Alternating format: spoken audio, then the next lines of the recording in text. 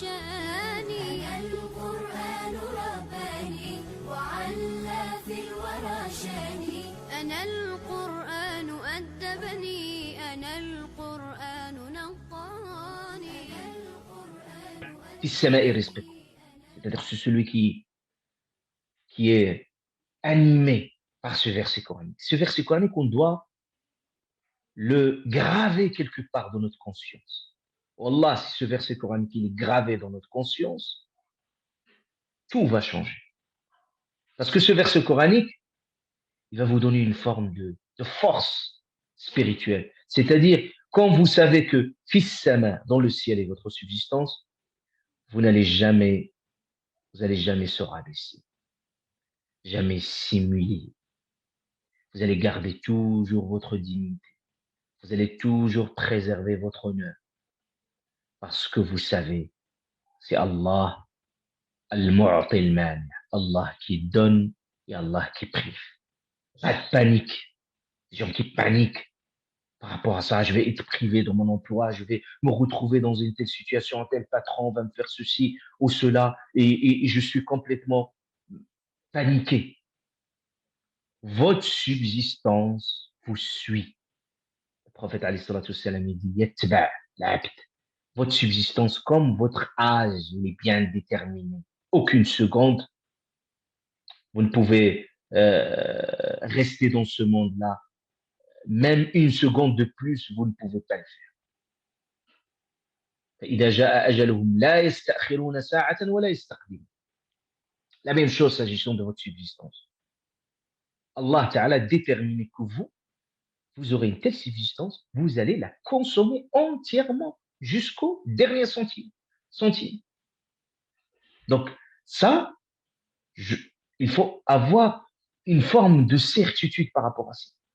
C'est pour ça quand l'être humain il naît, qu'Allah subhanahu wa ta'ala insuffle de l'âme, et puis à ce moment-là, on inscrit ajaluhu, c'est-à-dire son âge, combien il vivra dans ce monde-là, wa rizquhu, et c'est-à-dire et sa subsistance.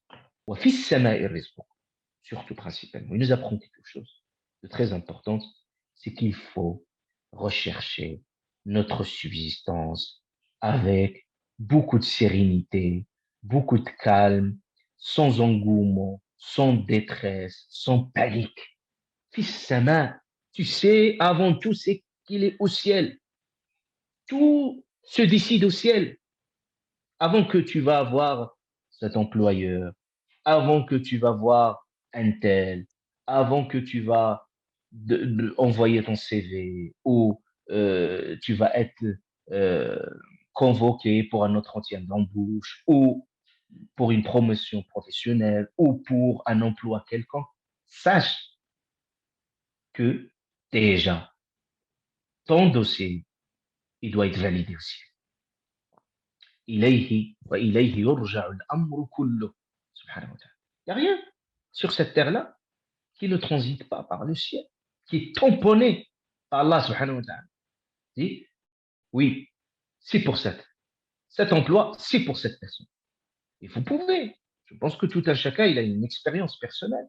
Il peut voir parfois, subhanallah, comment un tel emploi qui a été taillé pour lui, choisi pour lui, et au bon moment, malgré toutes les circonstances, toutes les difficultés et tout ce que vous pouvez imaginer comme obstacle, mais enlevons ces barrières, brisons ces barrières.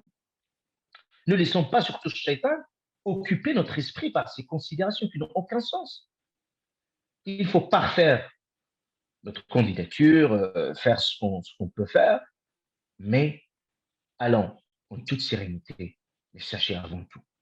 Quand vous y allez comme ça, et vous savez que c'est Allah qui vous donne, avant votre patron, avant l'autre. Parce que si Allah Ta'ala a décidé de vous donner, vous allez voir tout se facilite et tout se met en route. Donc, jamais j'ai peur. Les gens, voilà, ils travaillent, mais paniqués, peut-être je vais être licencié, je vais manquer de ceci, je vais me retrouver dans une telle situation. Non, N'ayez peur de personne. Personne ne peut vous priver si Allah vous donne. N'ayez pas le faux espoir que certains vont vous donner, certains, parce que c'est votre subsistance entre ses mains. Allah Ta'ala dit, Allah a créé votre destin, votre subsistance avant votre arrivée à ce monde. Donc ceux qui veulent, soi-disant, qui croient qu'ils sont dans une fausse illusion, qui veulent augmenter leur capital, leur risque, en trichant, en trompant les gens, en manipulant, ils sont dans un mythe. Tout ça n'a aucun sens. C'est-à-dire, il viendra un moment où cet argent-là va être absorbé par autre chose. Absorbé par autre chose. Il suffit de quelqu'un qui tombe malade, une maladie grave, et puis voilà. Il peut donner tout son argent, et plus rien ne sert à plus rien. Les problèmes par-ci, par-là, etc., ça consomme cet argent. Au final, vous allez vous retrouver dans la même situation que quelqu'un qui est dans une situation financière, on peut dire, ordinaire. Parce que lui, Allah Ta'ala l'a épargné tous les parasites qui bouffent l'argent. Et puis, cette personne-là, il a eu en retour d'autres parasites. Donc, c'est pour ça, dans la subsistance, il ne faut pas regarder juste les aspects matériels. Parce que l'islam, c'est ce qui nous enseigne, c'est qu'il y a des aspects qui ne sont pas matériels, mais qui sont des facteurs et qui optimisent votre subsistance. La piété, taqwa. Allah Ta'ala, ce qu'il dit. C'est-à-dire celui qui craint Dieu. Toujours. Yaj'al lahu makhraj. Allah Ta'ala, toujours, dans les situations les plus délicates, les plus difficiles, toujours, il lui trouve une issue. Et wa yarzuqah. Allah Ta'ala pourvoit sa subsistance. Et la subsistance, min haythu la yahtasib, là où il ne s'attend pas. Il a un plan A, B, C, et puis d'un seul coup, une porte qui s'ouvre, il ne sait même pas comment cette porte s'est ouverte. C'est Allah, subhanahu wa ta'ala, qui ouvre les portes de sa subsistance. Donc Allah Ta'ala, le Fattah, l'Alim, le Razzaq, avec ce nom d'Allah, subhanahu wa ta'ala, vous pouvez ouvrir toutes les portes. Al-Razzaq, Allah Ta'ala, la foi, renouer rien. Salat al-Arham, le fait de renouer le lien des parentés, le prophète nous dit que c'est un facteur qui optimise le risque. من أحب أن ينسأ له في أثر ويبسط له في رزقه فليصل رحمه. Les gens qui renouent les liens de parenté, etc., vous trouvez qu'Allah subhanahu wa ta'ala toujours élargisse. Donc, الرزق, pourquoi Allah subhanahu wa ta'ala met en avant في السماء رزقكم وما توعدون. Pourquoi Allah subhanahu wa ta'ala met en avant ça? Parce que la quête de rizq, il est devenu surtout dans notre temps une vraie souffrance psychologique. C'est une vraie servitude pour beaucoup de personnes qui pousse certains à avoir peur de l'avenir, à être paniqués, à être dans l'angoisse. Et cela, c'est parce qu'on manque de confiance en Allah subhanahu wa ta'ala. Parce que ça n'a pas encore, ce verset n'a pas encore trouvé son chemin dans notre conscience. Il y a des gens qui veulent tout planifier leur vie. C'est comme, croyez que la vie, c'est un programme algorithmique qui vous mettez vos codes et ça suit votre schéma linéaire, comme vous l'entendez.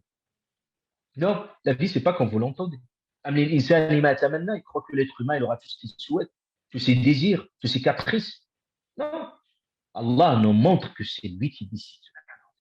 Il décide d'augmenter, diminuer ta subsistance, suivre sa volonté. Mais si on a cette foi en lui, subhanahu wa ta'ala, qu'il est Razzaq, il ne le garantira tout le temps, subhanahu wa ta'ala. فَوَرَبِّ السَّمَاءِ وَالْأَرْضِ. Allah, par le Seigneur du ciel et de la terre, ceci est tout aussi vrai que le fait que vous parlez. Comment Allah jure, subhanahu wa ta'ala. Vous voyez, ce bédouin, quand il a entendu ce verset pour la première fois, il est devenu fou. Il a dit, qui a mis en colère Al-Jalil, le grand suprême, pour qu'il puisse jurer. Si Allah jure, c'est parce qu'il insiste avec beaucoup de force. parce qu'il sait que cette vérité a échappé, s'est évaporée dans beaucoup de conscience. C'est pour ça Allah Ta'ala, il jure, il dit, Fawa Rabbi Sama, je vous jure, par le Seigneur des cieux. Que ce que je vous dis là, votre subsistance est dans le ciel, est aussi vrai que le fait que vous parliez. Je parle, c'est une vérité, vous le voyez, vous l'observez, et vous ne pouvez pas le renier. Bah, la même chose, cette vérité que votre subsistance au ciel, c'est une vérité absolue, vraie, qui ne doit pas être entachée par un doute quelconque. Jamais vous doutez. القرآن يسري في شراييني ووجداني أنا نبت بحفاظ جليل القدر والشان لهم نور يعانقهم يضاهي شمس أزمان